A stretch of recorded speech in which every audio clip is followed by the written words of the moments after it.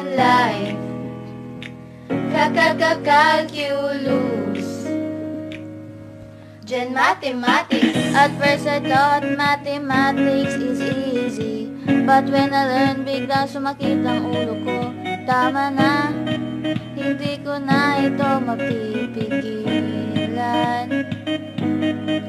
I'm going crazy, learn answer. I thought I can solve it faster, but I can't understand it better. Think of another way, solving rational expression, fractions and equation.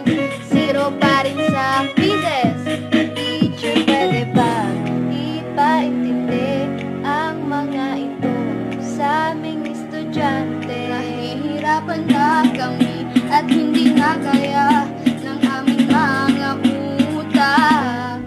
Mathematics, mathematics, mathematics, mathematics, properties, quantities. Why are you so difficult? This must be crazy math. This must be crazy math. We don't know what to do next after this craziness.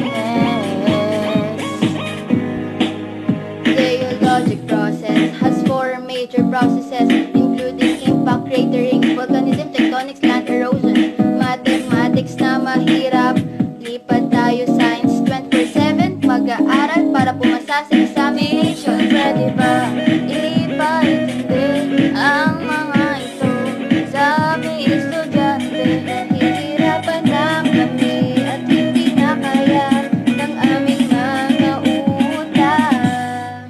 Earth and life, earth and life, earth and life, earth and life. Tropical cyclone, tropika na nga dito.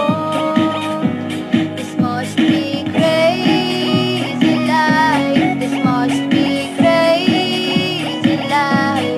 Di ko na alam ang nangyayari dito sa mundo.